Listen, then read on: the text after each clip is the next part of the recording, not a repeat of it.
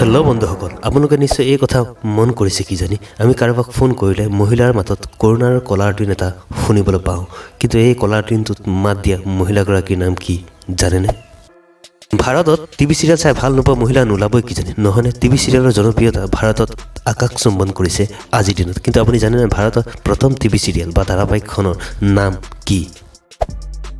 আমি নিজক সুন্দৰ আৰু আকৰ্ষণীয় বনাবলৈ সদায় চেষ্টা কৰোঁ, নহয়নে? কিন্তু আপুনি জানেনে এই ল'ৰাজনক বেছি সুন্দৰ হোৱাৰ বাবে তেওঁক নিজৰ দেশৰ পৰা বাহিৰ কৰি দিয়ে।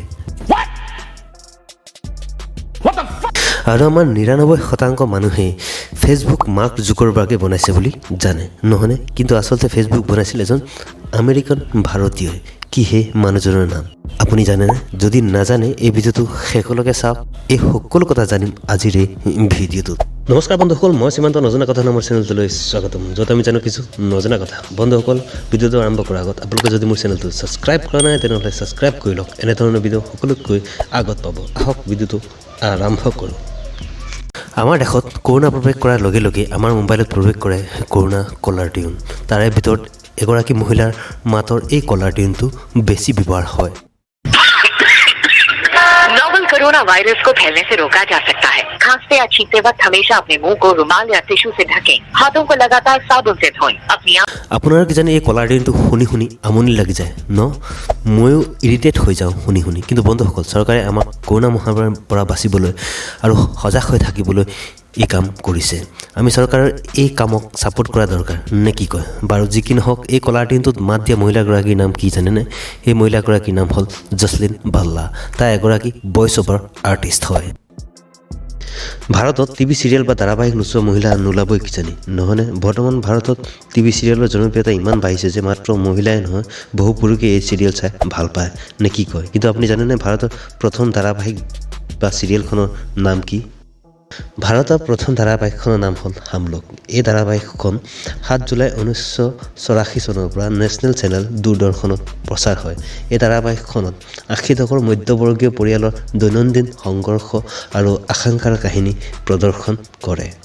আমি নিজকে সুন্দৰ আৰু আকৰ্ষণীয় বনাবলৈ বহু কিবা কিবি কৰোঁ, নহয়নে? কাৰণ আমি মানুহবোৰে সদায় আনৰ চকুত সুন্দৰ আৰু আকৰ্ষণীয় লগাৰ চেষ্টা কৰোঁ। তাতে যদি কোনোবাই আমাক এই বুলি কয় আজি তোমাক ভাল লাগিছে, আমাৰ প্ৰতিক্ৰিয়া এনে হয়, নহয়নে? কাৰণ আমি সকলোৱে এই কথা মানো যে সুন্দৰ হোৱাত কোনো দুখ নাই। কিন্তু এই কথা এই ল'ৰাজনে নামানে। কাৰণ এই উমৰ বুৰখান আলগালা নামৰ এই ব্যক্তিজনক তেওঁৰ দেশ চাউদি আৰবৰ পৰা উলিয়াই দিয়ে তেওঁ বহু হেণ্ডছম সেইবাবে।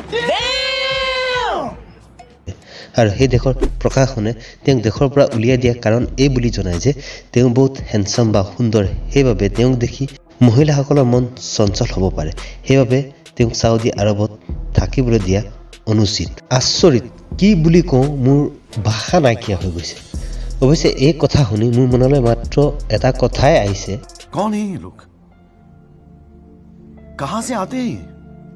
অৱশ্যে বৰ্তমান তেওঁ কানাডাত থাকে। পৃথিৱীৰ ৯৯% মানুহে ফেচবুক মাৰ্ক জুকাৰবাৰ্গে বনাইছে বুলি জানে, কিন্তু আচলতে ফেচবুক বনাইছিল এজন আমেৰিকান ভাৰতীয় দিব্য নৰেন্দ্ৰ নামৰ এই মানুহজনে। মাৰ্ক জুকাৰবাৰ্গে আচলতে দিব্য নৰেন্দ্ৰৰ পৰা এই প্ৰজেক্টটো কপি কৰে। সেইবাবে ২০০৮ চনত নৰেন্দ্ৰই আমেৰিকাৰ কোৰ্টত মাৰ্কৰ ওপৰত এটা কেছ দিয়ে। আৰু কোৰ্টত এই কথা প্ৰমাণ হয় যে ফেচবুকৰ স্থাপনা দিব্য নৰেন্দ্ৰে কৰে বুলি। সেইবাবে মাৰ্কে নৰেন্দ্ৰক $৬৫০ লাখ দিব লগা হয়। আচৰিত কথা নহয়নে বন্ধুসকল? আপোনালোকে জানে হ'লে নাই এই কথাসমূহ কমেণ্ট কৰি মোক জনাব। আৰু ভিডিঅ' যদি ভাল লাগে লাইক কৰক, চেনেলটো ছাবস্ক্ৰাইব কৰিবলৈ নাপাহৰিব এনেধৰণৰ ভিডিঅ' চাই থাকিবলৈ। মই লগ পাম এটা নতুন ভিডিঅ'ত। তেতিয়ালৈ নমস্কাৰ, গুড বাই।